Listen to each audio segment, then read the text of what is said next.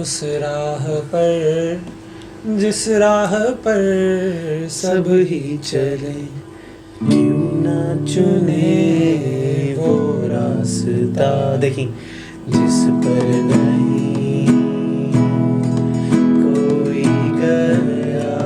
Feel है ना इसमें, है ना? तूने प्ले क्यों कर दिया? मैंने किया खुद की बात। आप तो एक औरत हैं, आपने सोच भी कैसे लिया कि आप अपनी शादी खुद कर सकती हैं, या आप किसी को पसंद कर सकती हैं, या आप एक बिजनेस आइडिया को अपने दिमाग में परवरिश दे सकती हैं, उसको कल अप्लाई कर सकती हैं अपनी ज़िंदगी में, या आप कोई जॉब भी कर सकती हैं independently. How did you even think about being an independent strong woman? There is going something wrong. There is something wrong going on. देखिए, हम लोगों ने औरत को कभी अपने बराबर समझा ही नहीं है, सीधी सी बात है। इस इलाके में औरतें जो हैं वो मजलूम हैं, मजलूम रही हैं, और मेरे ख्याल से अगले 500 साल तक मजलूम ही रहेंगी। तो हमारे जेंडर के कुछ मेंबरान जिनकी ईगो हर्ट हो जाती है, जो कि बजाय उस औरत मार्च के मतलब को समझने के एक काउंटर मर्द मार्च को लॉन्च करने की बातें कर रहे होते हैं, यानी कि उनके लिए मजाक है ये सारा कुछ। अब ऐसा तो नहीं है कि आप इस चीज़ से बिल्कुल मुनकर ही हो जाएं कि आप औरतों पर जुल्म नहीं करते। हमारे कंजर्वेटिव घरानों के अंदर देसी कल्चर के नाम के ऊपर अपने ख़ानदान की साख्त को बरकरार रखने के लिए मर्द को सुपीरियर नहीं रखते, औरत को इन्फीरियर नहीं रखते। ये हमारे घर घर की कहानी है, इसमें कोई नई बात है नहीं। इसलिए इस चीज़ को एक्सेप्ट कर लेना चाहिए हम मर्दों को, बजाय इसके कि हम डिनाइल में रहें। डिनाइल में रहेंगे तो हम और टॉक्सिक हो जाएंगे। अगर आपको टॉक्सिक का मतलब पता है, अगर आप किसी जहरीले रिश्ते में रहे हैं, तो आपको अंदाज़ा होगा कि कितना मुश्किल होता है। और पाकिस्तान की मेजॉरिटी जो पॉपुलेशन है ख़वातीन की, वो इस टॉक्सिक एनवायरनमेंट में अपने दिन रात गुजार रही हैं। और it's in the syllabus we teach, it's in the mindsets of our elders, it's in the vicinity of our houses, it's in our neighbors, it's in our celebrations, it's in our culture, it's everywhere. इस्लाम ने औरत को इतना कुछ दिया। हम एक इस्लामी मुआशरे में रह रहे हैं, तो ये औरत को क्या ज़रूरत है बाहर निकल के काम करने की?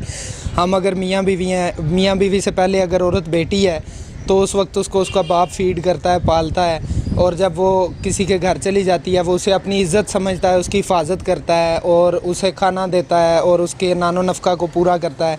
तो क्या मसला है? क्या ऐसी ज़रूरत है कि आप लोग रोडों पर निकल आई हैं?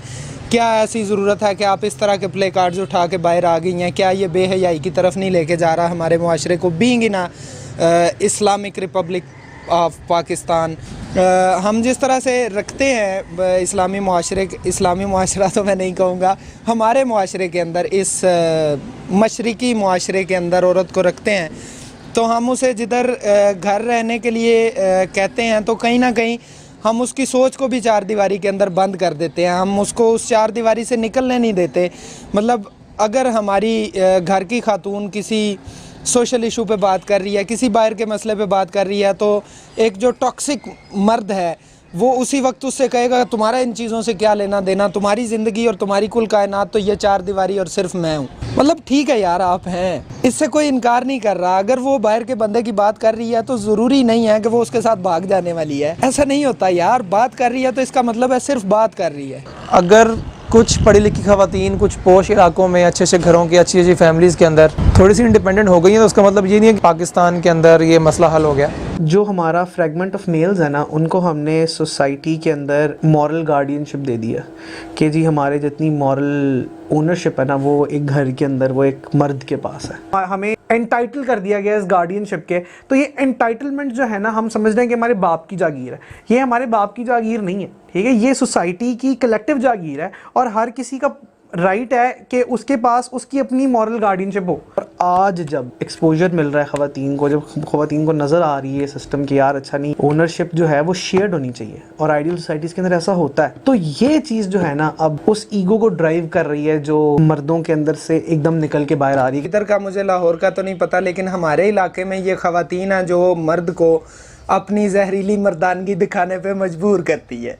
शादी वो वाली नहीं। हमारे यहाँ घर में ये प्रॉब्लम है, मेरे यहाँ भी, और हमारी सोसाइटी के हर लड़के कि हाँ उन्होंने ये माना होगा या देखा होगा, लेकिन वो मानते नहीं होंगे कि अच्छा जी माएँ ही अपने बेटों को आगे करती हैं कि जाओ जी देखो बहन का मोबाइल चेक करो, उसका फेसबुक अकाउंट देखो, लड़के के साथ दोस्त तो नहीं है कोई, ठीक है, अच्छा बीवी बाहर गई है, ठीक है, बड़ी सब्जी वाले से हंस के बात कर रही थी। ये क्या तरीका है, ठीक है, वो सब्जी वाले से। अगर आपने अपने मशरिकी मुआशरे के ट्रेडिशंस को, कन्वेंशंस को और नॉर्म्स को इतना ही ज़्यादा मानना है और उस देसी माहौल के अंदर मौजूद टॉक्सिक फैक्टर्स को आइडेंटिफाई नहीं करना, क्योंकि उससे मर्द की मर्दानगी को बूस्ट मिलता है, तो फिर आपके इतना पढ़ा लिखे होने, एक्सपोजर लेने का कोई फ़ायदा नहीं है। आपने पैसे ज़ाया किए हैं डिग्री के ऊपर, अगर आपने उस डिग्री को हासिल करने के बाद इतना नहीं सीखा कि आप अपने ट्रेडिशंस को क्वेश्चन कर सकते हैं। और ट्रेडिशन सिर्फ दूसरी फैमिलीज़ या दूसरे मोहल्लों के नहीं, अगर आपकी अपनी फैमिली में एक ऐसा माइंडसेट मौजूद है जो कि पैट्रियार्की को प्रमोट करता है और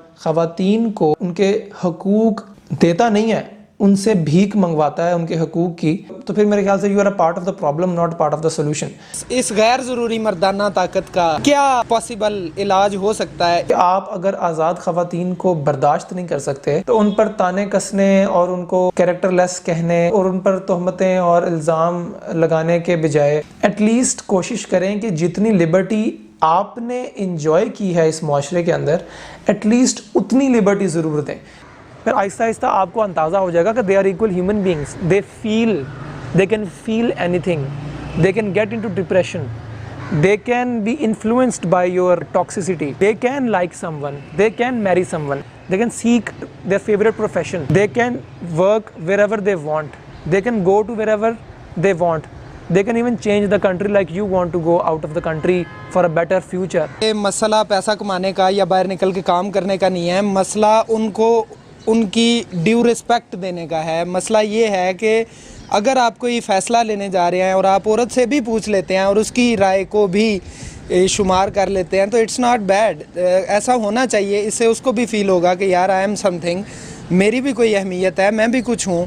मैं बेशक डॉक्टर बन गया हूँ, मैंने बहुत बड़े बड़े इंस्टीट्यूशंस में पढ़ा है, पढ़ाया है, जॉब्स अच्छे कॉर्पोरेट सेक्टर में की हैं, लेकिन जब भी मेरे घर की खातून कोई ऐसा तकाजा करेगी मेरे से कि मैंने एग्जैक्टली उसी इंडिपेंडेंस के साथ, उसी फ्रीडम ऑफ माइंड के साथ कुछ फ़ैसले लेने हैं जिस तरह से आपने फ़ैसले लिया, तो मुझे ज़रूर ये फील होगा कि यार मैं मर्द हूँ यार, मतलब I have been raised in a way जहाँ पर मेरी माँ ने भी मुझे बताया कि यार तुम घर का वो फ़र्द हो जिसने घर के बड़े बड़े फ़ैसले करने हैं, औरत हमेशा तुम्हारे पर डिपेंडेंट रहेगी।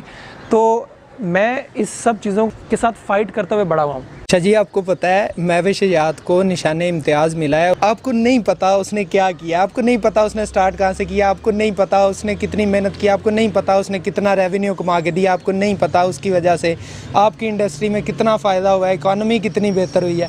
लेकिन आपको जो पता है वो है जो आपने शुरू से सुन रखा है, इसमें आपका भी कसूर कोई नहीं है, क्योंकि आप इस चार दीवारी से निकले नहीं हैं और मैं भी नहीं निकला।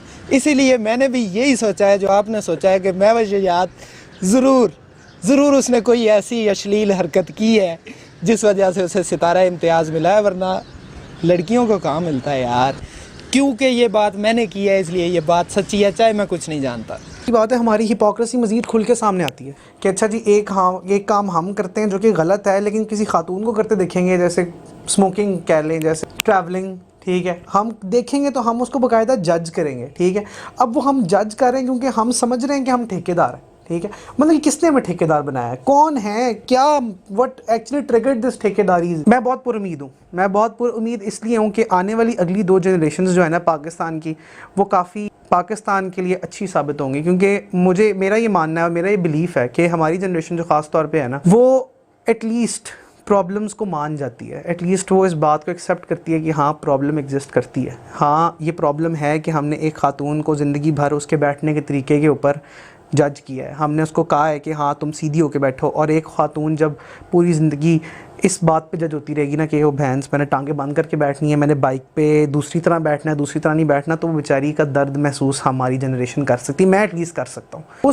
उस विक्टिम की जो फील है ना, उन लोगों ने हमें सुनाई है, बल्कि सुनाई नहीं मतलब कि हमारे मुंह पे मारी है, ठीक है। और मैंने as a representative of this youth उस चीज़ को एक्सेप्ट किया। तो जब हमारी वाली जनरेशन इस वेव को लेके आगे चल रही है ना, तो ये एक रिपल इफेक्ट क्रिएट करेगी, और मुझे बहुत उम्मीद है कि हमारी आने वाली जनरेशन्स जो हैं वो इस मसले को ना सिर्फ सुन के मानेंगी बल्कि इसको एड्रेस भी करेंगी, और we will have a good future, I believe.